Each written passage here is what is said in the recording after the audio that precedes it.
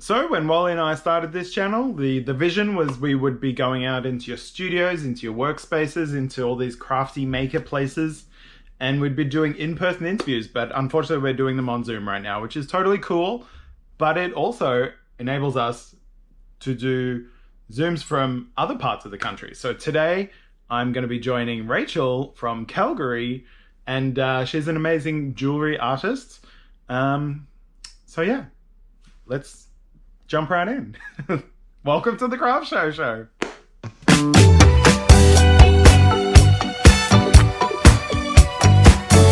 All right. Hey, Rachael, how's it going? So good. It's so good to see your face. I Oh, miss so good you. to see you. I miss you too. What's going on? Not much, just hanging out in my studio, trying to keep busy and working on lots of new designs and just keeping my fingers busy. Yeah, and you're there in beautiful Calgary. In beautiful Calgary, yeah. We actually had a really mild winter, which was really nice. So we could get outside quite a bit, and the weather's starting to get better. So doing lots more outdoor activities since we just went into another pretty severe lockdown where nothing's really open. So yeah, I'm glad I've got my space here to get away to, and it's like my little sanctuary. So it's great. Well, it looks like a gorgeous sanctuary. It looks beautiful and bright back there with lovely pieces of art on the wall. I love it. And I know because I've actually been there. I remember coming to visit you last summer. When that was allowed, when that was a thing. I know, when we're allowed to. But Fingers crossed soon. we have those moments. So Yeah, yeah. No, I mean, I love my studio. It's such a great space. I call this my inspiration wall. So it's one of the walls in my studio, and it's all art from people that I've met at different craft fairs, and mostly original pieces. And obviously, there's a color theme going on, which kind of fits with my brand. But it just brings me so much joy to look at amazing pieces that other people have created, and it's awesome. So totally. Well, I'd love to get back on to the topic of your studio in a moment, but just first, let's introduce yourself to everyone watching at home who doesn't know what you do and what kind of work you make. yeah, for sure. So I'm Rachael. I've got a company called Laughing Sparrow, which is a basically a jewelry company that I created, oh gosh, almost 12, 13 years ago now. And I make absolutely every piece of jewelry by hand. So it's all hand fabricated using just a few simple tools. And so no mass production, no casting, which I mean, there's a time and a place for casting. It's a wonderful medium, but it's not something that I do. So I predominantly make things out of sterling silver, and I work in gold as well, and gemstones and all sorts of fun stuff. And yeah, I love working with my hands and creating really. My motto is always just to create really good quality jewelry that a lot of people can afford. I don't think jewelry should be good quality jewelry should be out of reach for a lot of people. My stuff is very minimalistic. You can wear it every day, and I don't jack up my prices really high. I mean, silver's expensive right now, which is frustrating, but I want everyone to be able to afford good quality jewelry that doesn't turn their fingers green, which shouldn't be too hard to ask, but apparently it is. Oh, great. Well, I love your work. I don't wear much jewelry myself, but there is a lot of personality to your work. Would you say? I get a little sassy. Yeah. I joke all the time. I've got sweet and sassy and sometimes a little bit nasty.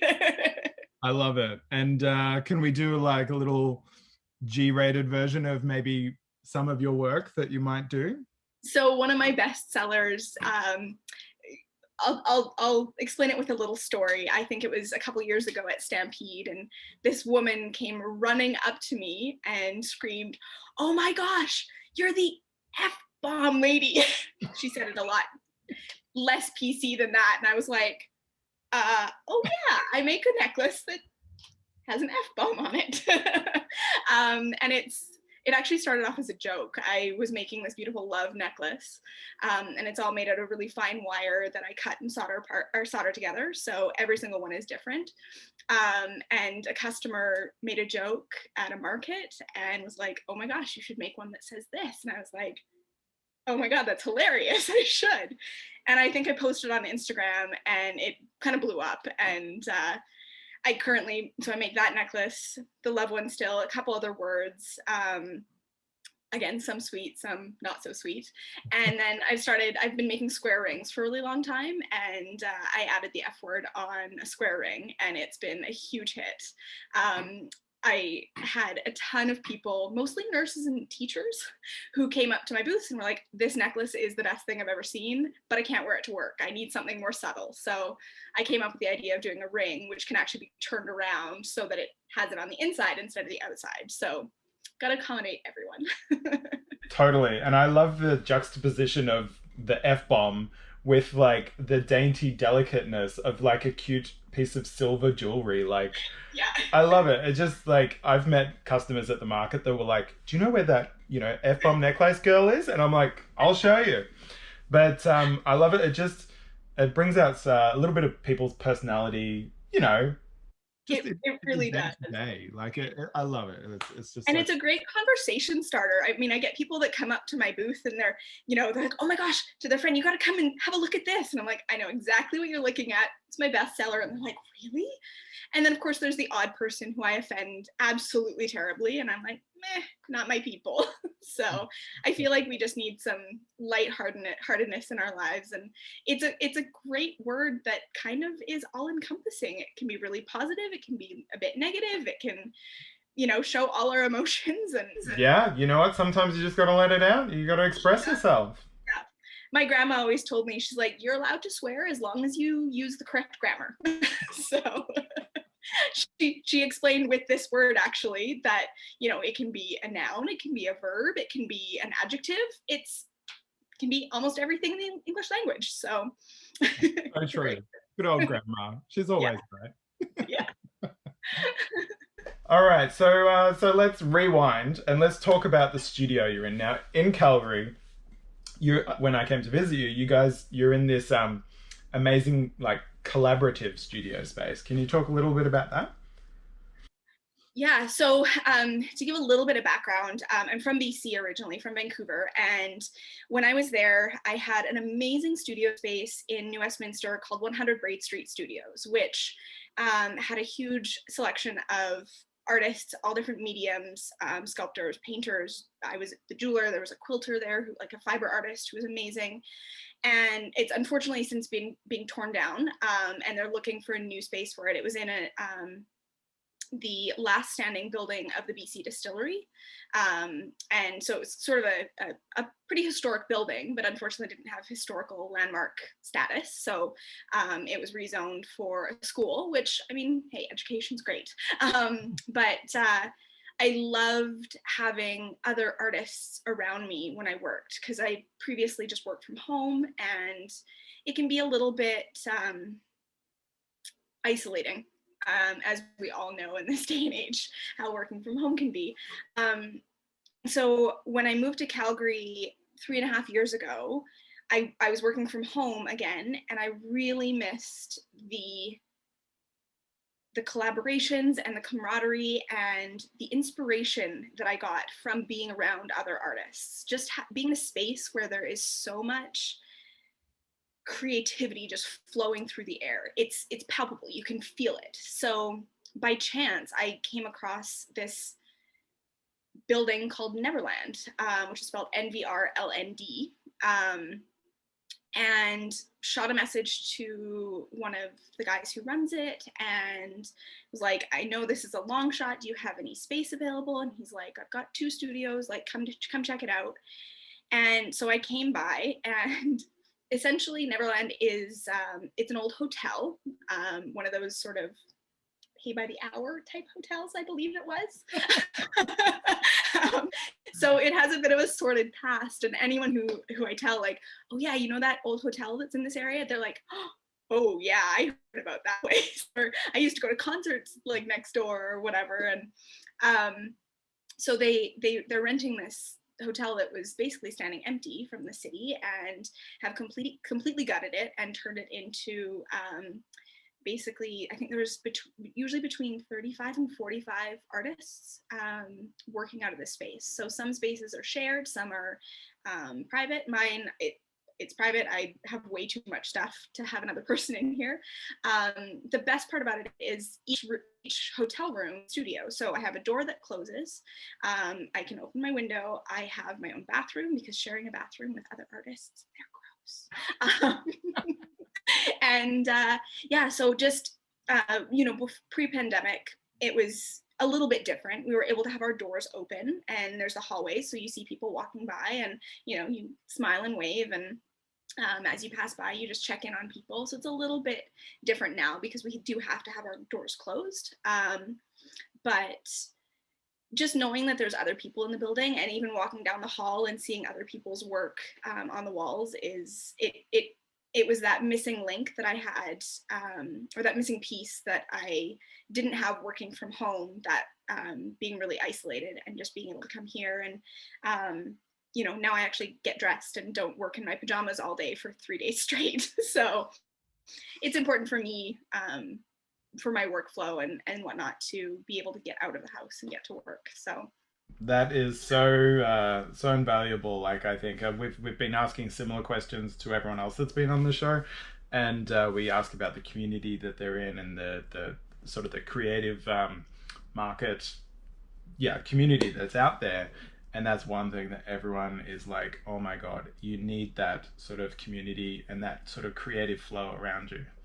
Absolutely. Even going, when we have big markets and even small markets, just walking through aisles and seeing what, like, it's mind-boggling what we as humans are able to create, and it's inspiring, and I love it, and I love that I'm part of this community, and can call such talented people friends and acquaintances. I mean, so being in such a creative environment, if you were to give a piece of advice to someone who wanted to start out and to start the journey of becoming a creative person, and to start a business or a craft business, what would you suggest? Jump off the cliff. Go for it. Don't wait. 5 years goes by and you haven't started still. You're going to eventually start. You've wasted 5 years.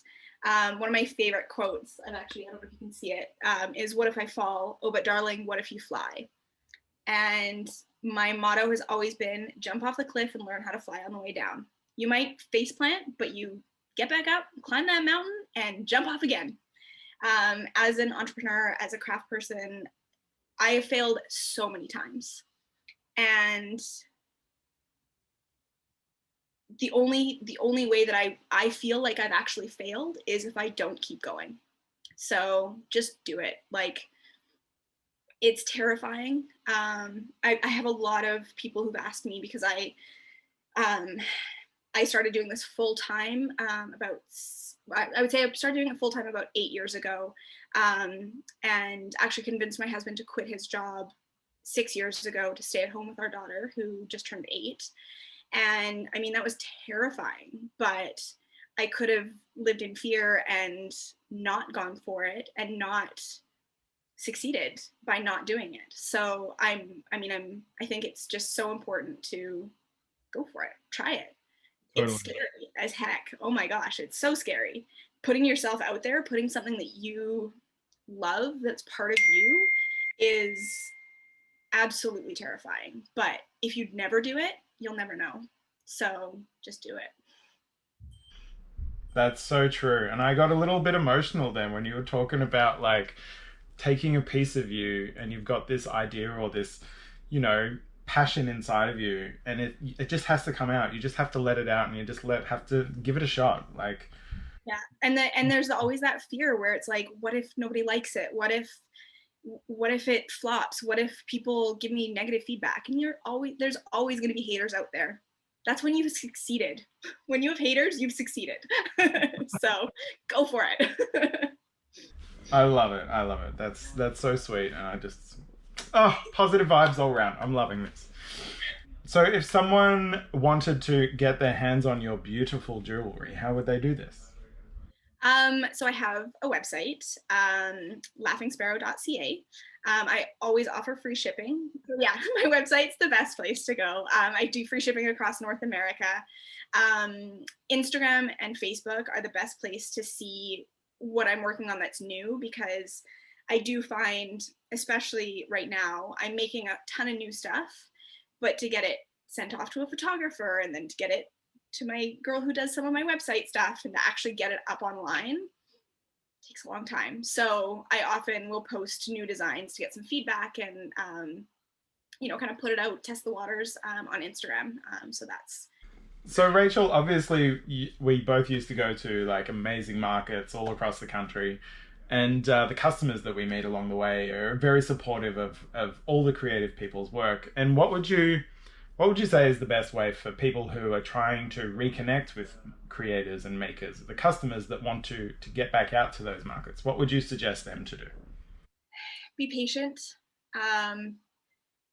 Hopefully one day again, we'll be able to have big, amazing markets, some circle craft and one of a kind and make it and the signatures markets and things like that. I'm very hopeful that we can get back to that very soon. But in the meantime, following your favorite makers on social media, checking out their website, just driving traffic to their website, liking, commenting. You have no idea how much a positive comment can change a maker's day. I actually have a new, very secret project in the works. And maybe I can let you know the name of it. It's called Heartstrings. And it's based on that premise of connecting, because we're all so far apart from each other right now.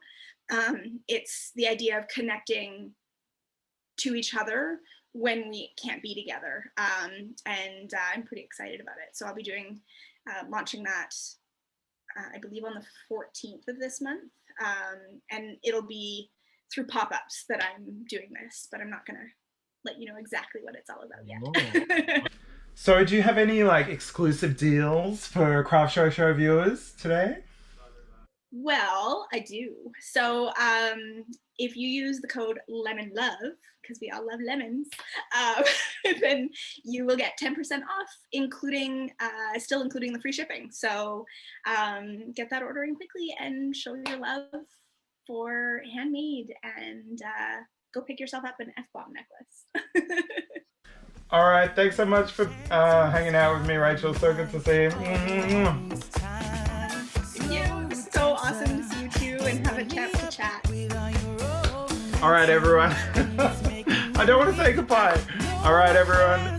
If you would like to shop some of Rachel's amazing work, the links are down in the description below. Don't forget to check out that promo code. And make sure you follow on Instagram. And if you like this episode, be sure to give it a thumbs up and hit the subscribe button. And we'll see you in the next upload. Let's have a hug.